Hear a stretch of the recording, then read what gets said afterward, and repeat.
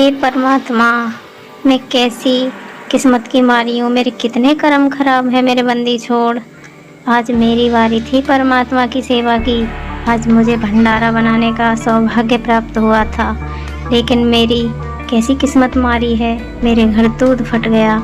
ऐसा करती हूँ कि मैं एक पड़ोसन में से दूध मांग लाती हूँ थोड़ा सा, और खीर बना करके लेके जाऊँगी और फिर गुरु जी को खिला के आऊँगी।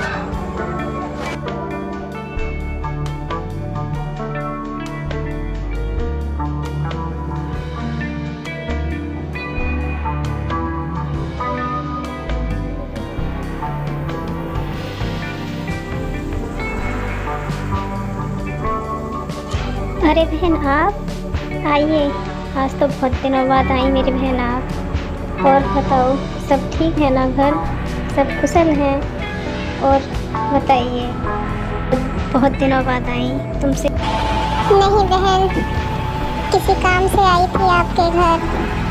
सोचा था आज थोड़ा सा दूध ले आऊँ आपके घर। बहन, ऐसा हुआ कि आज मेरे गुरुजी का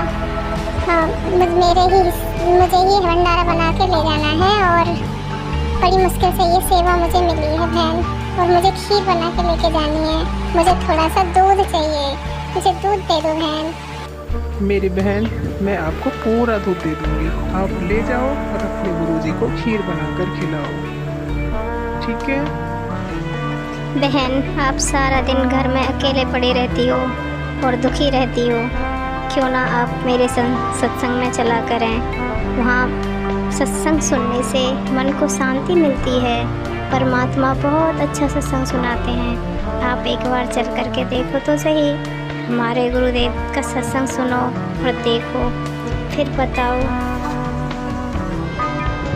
एक तो मैं पहले से ही विधवा हूँ, और ऊपर से ये समाज, एक मेरा बेटा, मैं पहले से बहुत दुखी हूँ।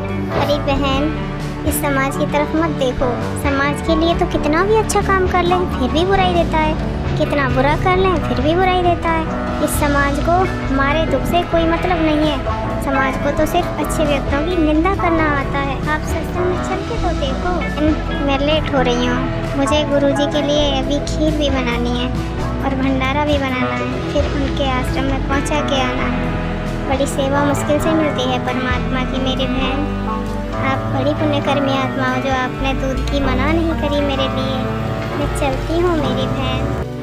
माँ अपने बेटे से कहती है, बेटा परमात्मा को भंडारा दिया, मुझे बहुत तेज बुखार है। तो बेटा क्या कहता है? माँ, मैं नहीं जाऊँगा आपका ये खाना देने आश्रम में। मेरे संग के दोस्त मुझसे हंसेंगे और आप पे भी हंसते हैं, कहते हैं तुम्हारी माँ पागल हो गई हैं जो सत्संग में जाती हैं।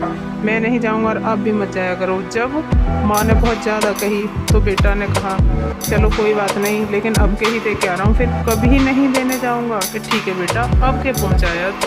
अपने बच्चे को खाना लेकर भेज देती है माँ। फिर कहती है, हे परमात्मा, मेरे बच्चे पर, ये तुम्हारा बच्चा है, इस पर कब दया बख्शोगे मेरे मालिक। माँ, उसका बेटा रास्ते में सोचता है कि माँ ने मुझे यहाँ भेज दिया।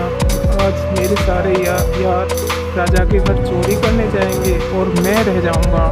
ये भगवान, बड़ा बुरा हुआ। लेकिन रास्ते में उसके बेटे के पैर में कांटा लग जाता है, और उस कांटे के निकालने के चक्कर में उसे बहुत देर हो जाती है। जब वो घर आता है लौट करके तो उसके यार चले जाते हैं और वो अकेला रह जाता है। फिर देख, उस चोरों को राजा पकड़ लेते हैं। उन चोरों को कड़ी से कड़ी सूली तोड़ने की सज़ा देता है, और वह फिर खुश होता है। उसे पता लगता है गाँव में। उसका लड़का कहता है 50